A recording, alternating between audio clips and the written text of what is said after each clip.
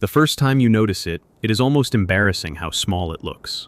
A message left unanswered, a long explanation you already know no one asked for, the familiar tightening in your chest when someone else is upset, and your body starts moving before your mind has a chance to decide. You feel the pull to soften your voice, to make the room easier, to smooth over what just happened, to rescue the moment before it becomes uncomfortable. And somewhere underneath that reflex is a quiet fear you may never say out loud. If I do not help, if I do not understand, if I do not keep making this easier, then what kind of person am I? That is where compassion becomes dangerous. Not because compassion is wrong, not because kindness is weakness, but because there is a point where compassion stops being a bridge to another human being and becomes a bridge away from yourself. You cross it so often that one day you look back and realize you have been living on the other side of your own boundary for years. That is the part most people miss. They think the problem is too much love, too much patience, too much understanding. But the real problem is something quieter and more painful. You have confused staying open with staying available, and you have confused being good with being endlessly reachable. A person can be deeply compassionate and still have a boundary. In fact, without a boundary, compassion slowly turns into self-erasure. You keep listening to what hurts them and stop listening to what hurts you. You keep adjusting to their moods and stop noticing the cost in your own body. You keep telling yourself that this is maturity, this is empathy, this is being the bigger person. But your nervous system knows the truth long before your mind admits it. Your shoulders are high, your stomach is tight. Your jaw is clenched after conversations that were supposed to be fine. You replay what they said, what you could have said differently, as if your peace depends on solving a puzzle that was never yours to solve. And here is the paradox. The more compassionate you are without a boundary, the less compassion you have for yourself. Carl Jung understood something important about this kind of pattern, even if he would not have described it in the simple language of modern self-help. He would have looked at the role you are living, the mask you wear, the hidden agreement you made with life, and he would have asked what part of you is being protected by all this giving. Because often, the person who cannot set a boundary is not weak. They are organized around a persona. A persona is the face you learn to show the world in order to be accepted, loved, or safe.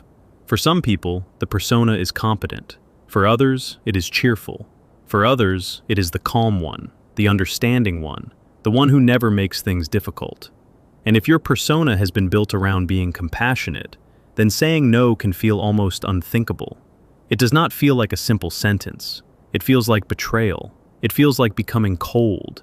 It feels like becoming selfish. It feels like losing the identity that made you feel worthy of belonging. So you keep giving. You answer when you are tired. You explain when silence would protect you. You forgive before you have even understood what happened. You become the person people lean on.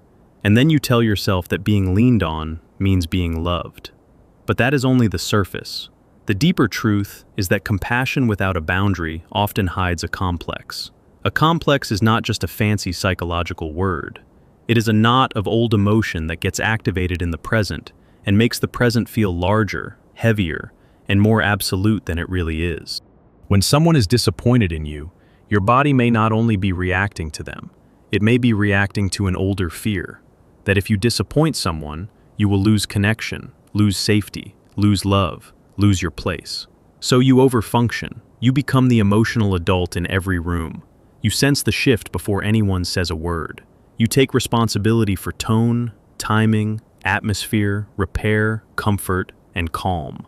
You become the one who notices the fracture and rushes to cover it with understanding. And the tragedy is that this often gets praised.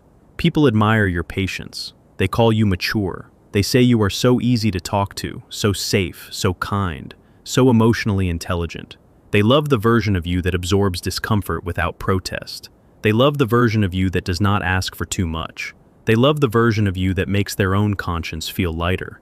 But Jung would ask a more uncomfortable question. What happens to the self when the persona is always serving everyone else? The self, in Jungian language, is not the ego. It is deeper than the image you manage, deeper than the role you play, deeper than the identity you defend. It is the organizing center of your whole being. And when you live too long through a persona of endless compassion, the self begins to send signals. It speaks through fatigue, through resentment, through numbness, through sudden irritability that seems to come from nowhere, through the strange feeling that even when nothing is wrong, something still feels off. You may call it burnout. You may call it being overwhelmed. You may call it just a rough season. But sometimes it is the psyche saying, "You have been kind in a way that has become untrue." That is a hard sentence to hear, because most compassionate people do not want to become hard. They do not want to become suspicious. They do not want to become the kind of person who shuts down at the first sign of tension. They are often terrified that if they begin setting boundaries, they will become selfish, cruel, or unloving. So they wait. They wait until they are too tired to feel. They wait until they are too resentful to speak gently. They wait until their body starts making decisions their mouth would never dare make. A missed call is not just a missed call anymore. A delayed reply feels like disrespect. A small request feels like one request too many. And then suddenly, out of nowhere, they become cold. But coldness is not always cruelty. Sometimes it is the nervous system withdrawing from a pattern it can no longer sustain. This is where many compassionate people misunderstand themselves. They believe the boundary means they have stopped caring. In reality, the boundary may be the first sign that they are finally caring about themselves too. There is a difference between compassion and compulsion. Compassion can see another person clearly without losing itself. Compulsion keeps trying to fix, soothe, explain, and absorb until there is nothing left of the one who is doing the helping. Compulsion often feels noble because it is drenched in sacrifice, but sacrifice is not the same as love when it is built on self-abandonment. If you grew up in an environment where love had to be earned by being useful, calm, easy, or emotionally intelligent, then your mind may have learned a dangerous equation. Being needed equals being valued. That equation can shape an entire adult life. You become the dependable one, the forgiving one, the one who does not make scenes, the one who can always be counted on. And because you are so good at adapting, people may never realize that your generosity has a price. The price is you. And the longer you ignore that price, the more your shadow begins to grow. Jung used the word shadow for the parts of ourselves we do not want to see, the traits we disown, the feelings we push down, the needs we judge as unacceptable. A compassionate person often has a shadow full of anger, suspicion, exhaustion, and even a desire to stop caring altogether. They may be ashamed of this shadow because it seems to contradict everything they believe about themselves. "I am not angry," they say, while their body is screaming otherwise. "I am not resentful," they say, while every cell in them is keeping score. But the shadow is not there to shame you. It is there to restore balance. If you never allow your shadow to speak, it will speak through your body, through silent withdrawal, through a flat voice, through passive resistance, through the sudden inability to tolerate what you used to excuse, through the strange relief you feel when you finally do not answer right away. That relief matters, because it tells you that the boundary is not killing your compassion. It is rescuing it from distortion. A boundary does not say, "I do not care about you." A boundary says, "I care about you enough not to disappear inside your pain." A boundary does not say, "You are not important." It says, "Your feelings are yours, and mine are mine." That distinction sounds simple, but for many people it is revolutionary, especially if you have been the emotional container for everyone around you. You know the role, the friend who always listens, the partner who always understands, the child who learned to stay calm so the house would stay calm, the coworker who absorbs the tension, the family member who translates everyone's chaos into something manageable. You become the one who holds the thread when everyone else is unraveling. And because you are so used to holding the thread, you do not notice when the thread is tied around your own wrists. Then one day you say no, or you do not answer immediately, or you choose rest over rescue, and something strange happens. Guilt. Not always because you did something wrong, often because you did something new. That guilt can feel so convincing that it almost sounds like morality. But guilt is not always a reliable teacher. Sometimes it is only the alarm system of an old identity. It screams when you stop playing the role that kept you safe. It says you are being selfish when you are actually being honest. It says you are being cruel when you are actually being clear. It says you are abandoning others when, for the first time, you are refusing to abandon yourself. This is the moment compassion needs a boundary, not after the resentment has turned bitter, not after the body has shut down, not after you have become a ghost in your own life. Now, while your heart is still open enough to feel the cost. Because if you wait too long, compassion becomes a performance. You start saying the right words with a tired face. You become generous in ways that secretly punish you. You keep helping, but something in you has already left the room. And people can feel that, even if they cannot name it. They feel the difference between a giving heart and a depleted one. And if you are honest, you can feel it too. There is a moment in many lives when the old pattern becomes impossible to ignore. It might happen after one more conversation where you were expected to be understanding while nobody asked how you were. It might happen after one more apology that came too late. It might happen when you realize you are more afraid of being seen as difficult than of being drained. It might happen when your body refuses to continue what your mind has been calling kindness. That refusal is not failure. It is intelligence. The unconscious often compensates for what the ego refuses to admit. If your conscious self insists, "I can handle this, I should handle this, I must handle this," the unconscious may answer with exhaustion, detachment, or a sudden loss of warmth. Not because you have become bad, but because something in you is trying to stop the overextension before it destroys you. And this is where Carl Jung becomes more than a name. He becomes a lens. Because Jungian psychology is not only about dreams and symbols and hidden archetypes, it is about the painful fact that we often mistake our role for our soul. We mistake the persona for our identity. We mistake being needed for being loved. We mistake tolerance for strength. We mistake self-sacrifice for virtue. And then one day, life asks us to choose between the image we have maintained and the truth we have avoided. That choice can feel like grief. Grief for the version of you that always kept the peace. Grief for the fantasy that if you were kind enough, patient enough, forgiving enough, everyone would eventually become gentle with you too. Grief for the years you spent believing that your softness would protect you from harm. Sometimes it does not. Sometimes softness without a boundary becomes an open door. And not everyone who walks through that door is there to honor your heart. That is why this topic matters so much in the empath and narcissistic dynamic, even if the pattern does not always look dramatic from the outside. Some people are drawn to those who give without limits because unlimited giving can be consumed. It can be taken as permission. It can become the invisible fuel of a one-sided relationship where one person's needs are always louder than the other person's reality. To be clear, this does not mean you should assume bad intent from everyone. It does not mean every difficult person is manipulative. It does not mean every conflict hides pathology. But it does mean that if you are someone who has learned to overgive, you may need to examine whether your compassion is being met with reciprocity or merely absorbed by people who prefer your silence. This is not about becoming cynical. It is about becoming discerning. There is a kind of compassion that sees pain and responds with humanity. And there is a kind of compassion that sees pain and immediately volunteers itself as the solution. The first is grounded. The second can become compulsive. The first can say, "I understand." The second says, "I will carry this for you." The first respects the other person's dignity. The second quietly erases the line between support and self-erasure. If you have lived in the second pattern for too long, the first can feel almost unnatural. You may worry that a boundary will make you less loving. But what if the opposite is true? What if the boundary is what allows your love to remain clean? Clean love does not mean emotionless love.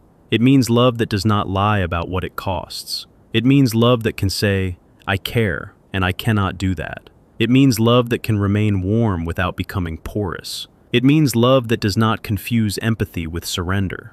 There is a line, quiet and simple, that many compassionate people need to practice until it becomes part of their nervous system. "I can understand this without carrying it." That sentence changes everything. Because the moment you stop carrying what is not yours, you begin to hear your own life again, your own preferences, your own fatigue, your own needs, your own limits. And at first, those things may sound selfish to you, but that is only because you have been trained to treat your own center as an inconvenience. Jung would say that individuation begins when you stop living entirely through borrowed expectations and start becoming whole in yourself. And wholeness is not the same as being endlessly available. Wholeness includes a no. Wholeness includes distance when distance is healthy. Wholeness includes the willingness to disappoint people who benefited from your lack of boundaries. That is another retention turn many people resist. The people who become uncomfortable when you set a boundary are often the ones most invested in your boundarylessness. That does not automatically make them villains, but it does reveal the shape of the relationship. If your yes is welcomed and your no is punished, then what is being loved may not be your soul. It may be your compliance. And once you see that, you cannot unsee it. You begin noticing how often you apologize for existing, how quickly you explain yourself when you do not owe an explanation, how instinctively you soften your truth to avoid making someone else uncomfortable, how often you say, "It's fine," when it is not fine at all. How much of your life has been organized around preventing other people from feeling the very discomfort you were never allowed to express. That is a heavy way to live. It is also a way many good-hearted people live for years without question. So if this is you, I want to say something carefully. Your compassion is not the problem. Your lack of protection around it is. You do not need to become hard to become safe. You do not need to become cold to become clear. You do not need to punish anyone to reclaim yourself. You only need to stop confusing access with love. That may sound simple, but simple truths often take time to embody. The first time you hold a boundary, your body may shake. You may feel rude. You may feel like you are doing something wrong. You may even grieve the image others have of you. Let that grief be there. It is the grief of an old role dissolving. It is the pain of no longer being the person who can be counted on to disappear. And underneath that grief, something steadier begins to form. Self-respect. Not the loud kind, not the performative kind, the quiet kind. The kind that does not need applause. The kind that lets your voice stay even. The kind that can say, "I am not available for this," and not collapse into guilt 5 minutes later. The kind that can love without bleeding. If this names something you have never been able to say out loud, write a single sentence for yourself. My kindness no longer requires self-betrayal. Say it again, because your unconscious learns through repetition when the words are honest. My kindness no longer requires self-betrayal. That is not a rejection of compassion. It is a rescue of compassion from the place where it became a habit of self-abandonment. It is the moment you stop using your heart as a public hallway and start treating it like something sacred. Not closed, not frozen, sacred. There is a difference. A sacred thing is not for everyone. It is not available on demand. It is not endlessly explainable. It is not there to be consumed by whoever is loudest. It is protected because it matters. Your energy is like that too. Your attention is like that too. Your peace is like that too.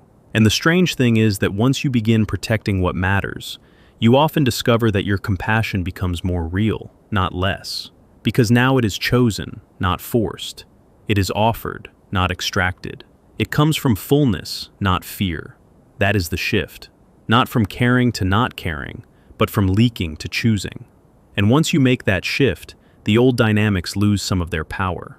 Not because everyone suddenly changes, not because every manipulative pattern collapses, not because every needy person becomes self-aware, but because you are no longer feeding the part of the pattern that required your self-erasure.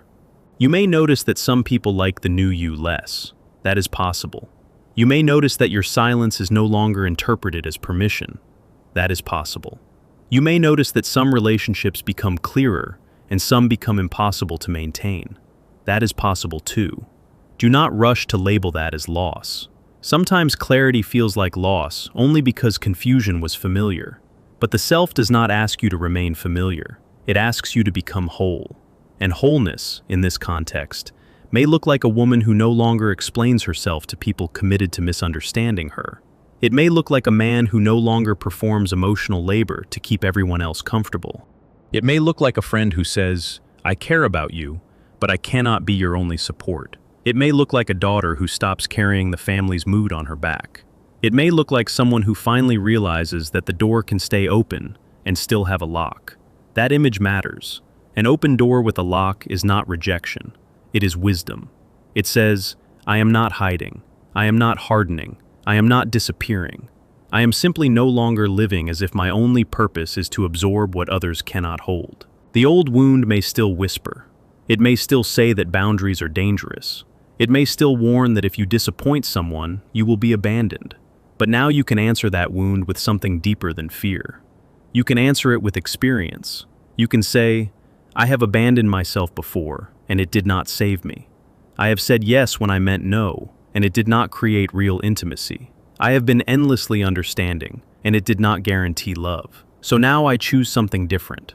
That is not cruelty. That is consciousness. And consciousness is where compassion becomes mature. Mature compassion knows that not every pain is yours to carry. It knows that helping someone is not the same as rescuing them. It knows that love without limits can become a form of unconscious control because it keeps the other person dependent on your overfunctioning. It knows that a boundary can be the most loving thing in the room. Sometimes the most compassionate sentence is the shortest one. I cannot do that. I need time. That does not work for me. I am not available for this conversation right now. I care about you, and I am still saying no. Those words can feel almost too simple when you first say them.